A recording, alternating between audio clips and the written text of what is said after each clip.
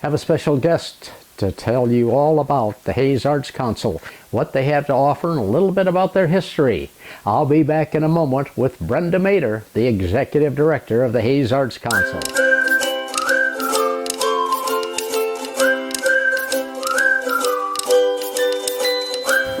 Well, today we're talking with Brenda Mader, who's the Director of the Hays Arts Council. And thank you, Brenda, for being our guest today. And can you tell me a little bit about the history of the Hays Arts Council? Absolutely. And first, thank you for inviting me on your podcast. But I'm always excited to talk about the Arts Council. And of course, over the years, we've visited about it so much. You've been very active and engaged in what we do. But it is an organization that's engaged a lot of people for a long time. The Hays Arts Council was chartered in October of 1967 and actually was in existence and formation for even some time before that. In fact, the Hays Arts Council is the first community arts service organization that was organized, founded, if you will, in the state of Kansas. A gentleman who I'm sure you probably remember the name of, Vivian Meckel, ran a local music store, but he was also a state representative for this area. And being actively engaged in the arts, as other states around the country, on the heels of the founding of the National Endowment for the Arts in the 60s, or states around the country were starting their state arts councils. And he is the gentleman who authored the legislation, after a lot of research and connection with other states, authored the legislation that founded the Kansas Arts Commission.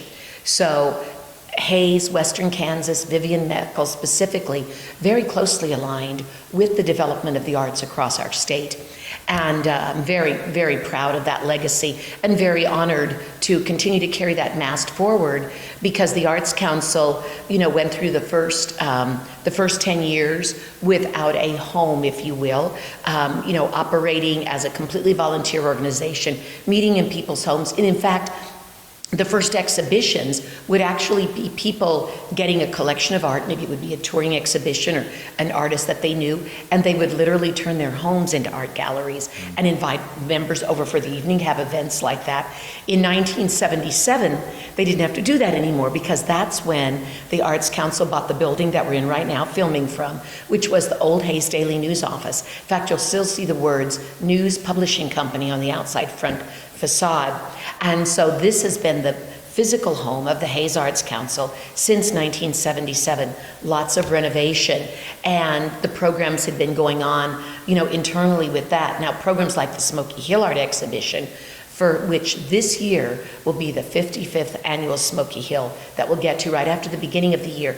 That program, that statewide juried art competition, most likely the state's oldest as far as anything I've been able to find, was going on even before there was a place here.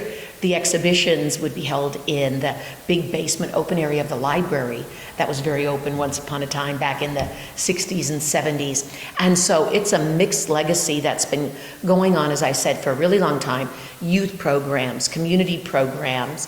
There would be this Spring Arts Festival, which was the jumping off point for the art walks that we now have. There would be this once a year thing, and it would just be all these different things in the community, some promoted or produced by the Arts Council, some not, but getting them all sort of together. And it would be a big Spring Arts Festival every year at the end of April. One of those elements would be the Smoky Hills opening, and so the Spring Art Walk came out of that, with a lot of other cool things going on in there.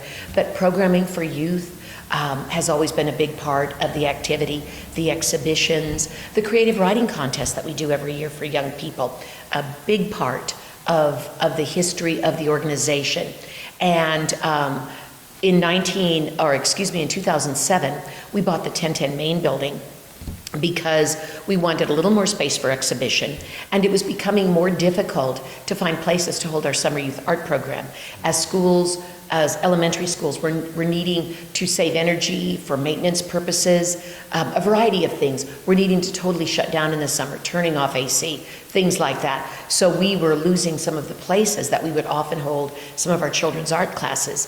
And so being able to purchase another building allowed us to provide exhibition space for Fort Hays State University students that were developing work, BFA exhibitions, auxiliary things that we might want to do, but a place for our children's summer classes, the community acoustic jam session. Folks meet there the first Saturday of the month. It's a facility that we share with organizations like the Hays Community Theater when they maybe have dual productions going on and need an alternate rehearsal space for maybe just a week or two. We've shared our space with them for that. The Symphony Orchestra, usually the rehearsals that are involved in the bit of performing arts beyond the symphony itself that go into their annual children's concert each year, they usually use the space for 3 to 4 nights a week for 4 to 5 weeks. So it's a nice community resource and an opportunity for us to truly be engaged and provide assistance in the betterment of the art for the community. So it's continued to serve us well, but that we've owned since 7, this building since 77, but existed since 67. So it goes back a ways. That's good. And you have a board of directors who help direct the programs? Absolutely. We have a 12-member volunteer board of directors, wonderful group of individuals, and they have been since its inception. They serve terms, which then can be renewed if their term comes to expiring. And they're wonderful in volunteering on things like art walks, or if we need assistance here. I had a couple of wonderful folks in helping with the framing of the 5 state, which you see behind us, which we'll talk about in a bit. But as far as the general operations, they pretty much leave that to my direction and determination. But we have monthly board meetings in which everything is relayed. They oversee the financial base of the organization, which I can say comfortably is sound and secure for the general operation purposes, which is really important so that you know the history of the organization, its legacy will continue to go on. And they do a good job of making sure that all stays stable and secure, helping make decisions on where maybe financial resources will be placed in the best interests of returns and things like that. So there's a good variety of things like that. And like I said, helping at art walks and projects going on in here, but good group of 12 dedicated individuals, all volunteer, of course, but with their hearts in the right places when it comes to the arts. Good. What kind of summer programs do you have for children? Our summer programs for children are a big part of our youth programming, and they've been going on since probably close to the inception of the Arts Council. In the summer, we focus specifically on classes during the months of June and July when kids aren't getting that good arts fix during the school year in their schools, which we're so proud. In fact, Ellis County schools, public and private, all have a certified visual art educator and music educator that meets with the students at least once or twice a week. And that is not the norm for elementary schools across the state of Kansas. So I'm very proud of the importance the role of the arts holds in the lives of our young people as well, outside of what the Arts Council is able to do. But we do have youth programs for children, usually between a few for as young as 5, and a few for when they get older, like say 12 or 13, but a whole lot for that middle group. We know where the need is, where the interest is. There's an age at which they're just a little too young and an age which they kind of have too many options in the summer or doing nothing, which a lot of them want to do as they get into some of the teen years. But in those in-between things, classes in drawing and painting and theater classes, kids love performing. So we always have some of those. Various mixed media arts and crafts classes, and those usually, because they are classes that we put together specifically with instructors who have the time and the skills to dedicate to the class versus just announcing classes and then seeing who I can find to sort of oversee and babysit. They are real classes, and so because I'm at the mercy, if you will, of people's summer schedules, which don't come together real early, a lot of times our summer schedules doesn't come out until maybe even as late as the second week in May. But people know that. They know when we're probably going to have things, and they know that we have enough variety in there that they will find something for their children. And in addition to those summer programs, which we offer specifically from us in the 1010 main space. And we use sometimes outside theater space at UP, at the Union Pacific Park, the Pavilion, sometimes at the 12th Street Auditorium. But we also work with 12 elementary schools in 5 different towns across 3 different counties for year-round youth programming. So we work with every elementary school, public and private, in Hayes, Ellis, Victoria, Plainville, and Russell. Wow. And there are events to which we go to the schools. We work with wonderful performing artists who may be musicians or more from the acting, presentational kind of world, comedic and things, but they have these cross-curriculum programs. So like Jay and Leslie Cady, known as Laughing Matters, which the kids adore. I usually bring them in every year because they have a broad scope of programs that cover various cross-curriculum aspects. It may be on reading and literacy, it may be on geography, it may be on the environment, even on civics and government, how democracy works, how the Electoral College works. And those sound like very heady things, but the way they present them, the kids get it, and they have a blast doing it. The program this last fall, or early in September, they were out here doing their visit again, going into each one of those schools, which saves the schools busing and time away from their regular curriculum, so they love that, going to them. But it was on math, one of their most fun and funniest programs, the one you get these raucous guffaws from the kids, is this math program. But by the time they are finished, and one of the elements is on the concept of square root, and the way they present it and the joy that they bring and the engagement they keep with the kids, even the kindergarten and first grade students have a grasp on the concept of square root by the time Jay and Leslie are done.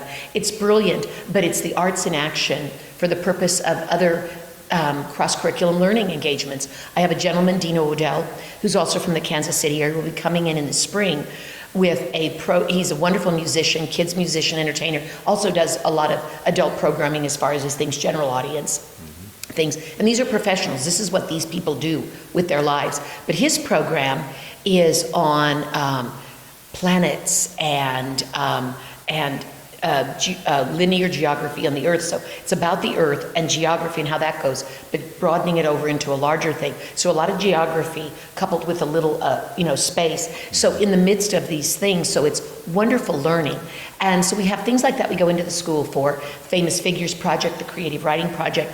But then we also bring in, like, say, the Wichita Children's Theater into Beach Schmidt once every year, but they have 2 programs. So twice in the course of one day, we will have several hundred kids that we get bussed into Beach Schmidt for the program we do for kindergarten and first graders. Then they'll have a second production that usually is a little more literature based or something, informational, historical, whatever, and we'll move into either we'll send second and third to that, or maybe even fourth and fifth. But again, several hundred kids in there. And then we also have a great relationship with the university's Encore series. So when they bring some of these wonderful programs in as part of their Encore series, many of these companies have wonderful outreach programs and auxiliary events that they can provide.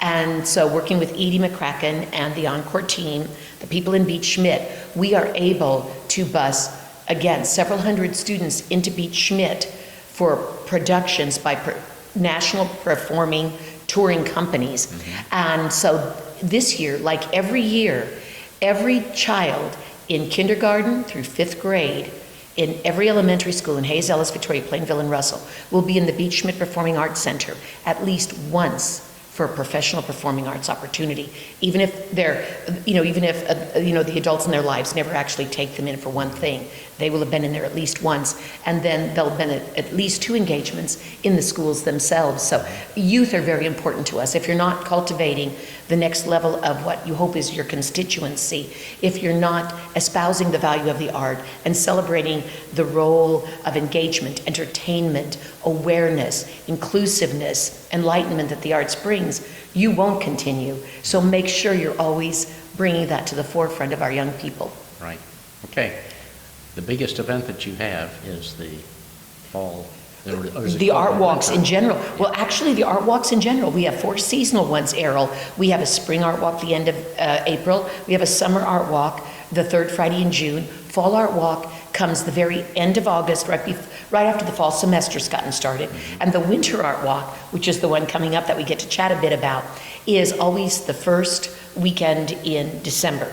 And post-COVID, we moved it to a Saturday event so that the crowds would be more diluted, people would have time to get around. And even though we're beyond that now, it works out so well. Instead of everybody being here on a dark Friday night, it's cold outside, sometimes it's icing, and people don't get around as much because it's a little cold, so you stay put. And face it, we have a beautiful downtown. We're both big advocates for our community. Right. And with having the art walks on the Saturday, that first Saturday in December, not only do we give everybody 6 hours to go see a real plethora of exhibitions and engagements, we also give people time to take breaks once in a while and hit our great coffee shops or our restaurants, our wonderful retail establishments, which aren't always able to participate in the art walks, but on Saturday they're open and people will go in.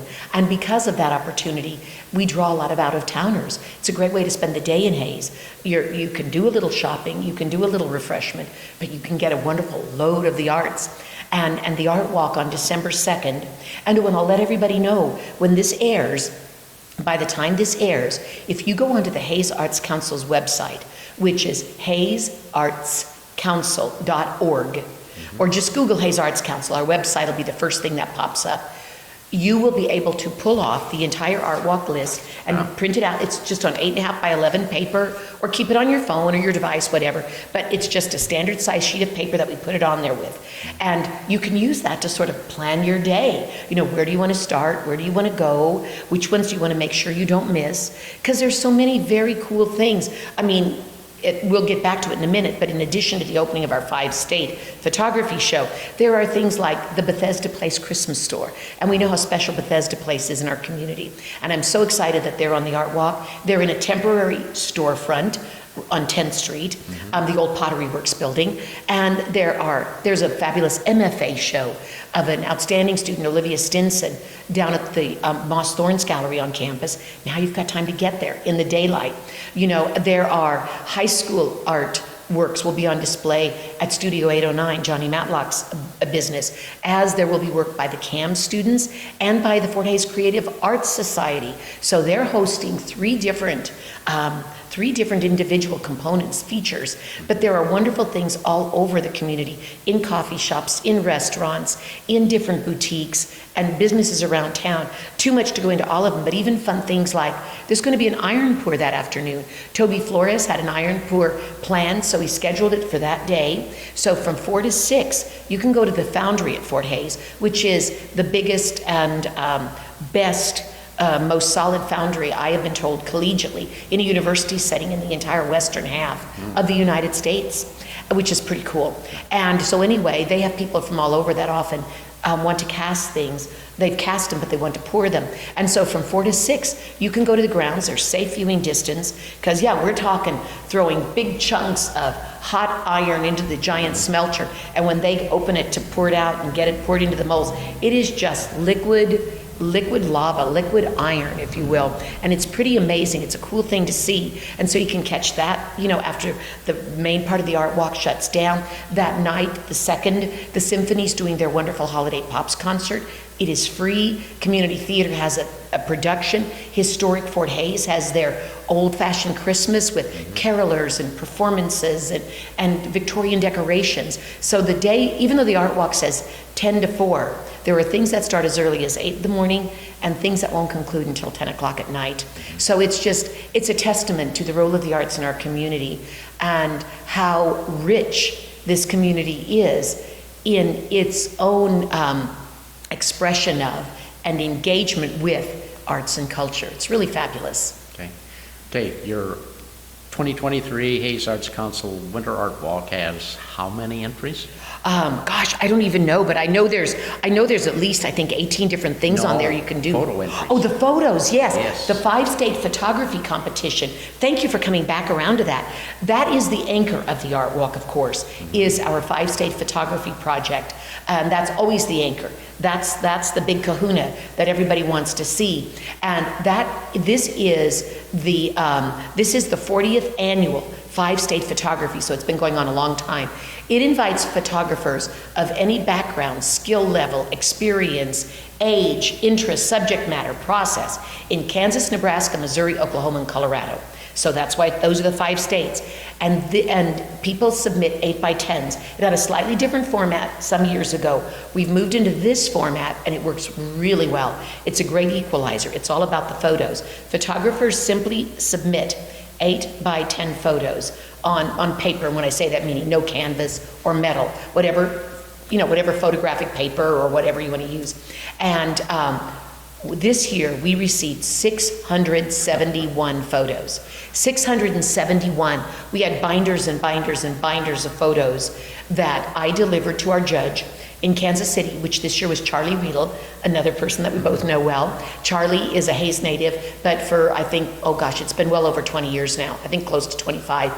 He has been a principal photographer for the Associated Press offices out of Kansas City, doing an amazing job, a great guy. He's judged this before for us. His appreciation, even though he has a specific genre that he does as part of his livelihood, he's got a broad appreciation of photography as an art form, and he gave us a really good show. It's very, very diverse.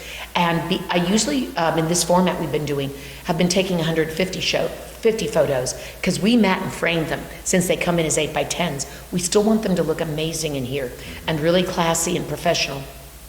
So we have to frame those up. So because of the cost of framing and everything, I'd been limiting it to 150 pieces. But this year with the numbers so high, it's going to take a little finagling for me to figure out how I'm going to hang it just a little different this year, but I upped it to 160. So there will be 160 photographs hanging in here. Everything from straightforward, traditional, beautiful color nature to conceptual black and white that's a little bit avant-garde, animals and people and places and abstract images. Some things in color, some in black and white, some things done by, you don't know that because we don't include that information, but just from my knowledge of when they came in, some things by high school photographers, some things by esteemed professionals or people who have this as part of their profession or totally their profession, people who are hobbyists. And again, you don't know that. This is about the photo. And that stands on its own. So there's no strata classification. And when people come in, they will see the name of the photographer, where they're from, and the title of their piece. No explanation or story. It's like any other art form. It's there for you to engage and extrapolate and see what moves you and what you find intriguing. And there will be sometimes the things that are a little bit off center or a little bit unique, almost bizarre. Sometimes the ones that are people find the most engaging, even if they go, why is that in here? I don't know if I like it. And then it's like, yeah, but do you realize how quick you walk past some really pretty things? Mm-hmm. This one captivated you for whatever reason. And then some people will stand there and be totally captivated by this gorgeous mystic fog lake scene. It's everything. It really is a broad variety of everything. And what's great is, if anyone can't get in for the opening, which is 10 to 4 during the art walk, Saturday, December 2nd, the show, because of the enormity of it, because of its popularity, because of the holiday season and winter, we let it run longer than any other show. The 5-state will remain on display till February 9th, 2024. Wow. So we go a little over 2 months with that one. Naturally, like most places, we've got a few days we're closed down around Christmas and a few around New Year, and and people's schedules in winter fall a little different. So we want to give people more options to see it. But again, it will run through February 9th. And in fact, because of that, we have a lot of people who come back multiple times to see it, because with 160 you go through, people have come back already and gone, was this really here the last time I was in here? I can't believe I would have missed this. But it's a great show to be engaged in, and it's a great exploration of just how the creative mind works, how we as individual beings see the world in different ways, how we're called and engaged to different subjects and experiences, just like we like different types of music. We like different types of imagery in our art. And this show will have it all. Everyone will find a strong handful of things that they will be totally captivated by. And I can assure you they will all find a good handful of things that they will go, what the heck is this doing in the show? And everything in between, and that's the way we like it. But it's a great show, a great event, and I just invite everyone to come out and and take part in this really, really special event and exhibition. Okay, well, thank you, Brenda, for being with us today and talking about the history of the Hayes Arts Council and the big art walk that's coming up on December 2nd. And we hope that all the people that are watching this might come to Hayes, if you don't live around here, and take advantage of this quite interesting art walk.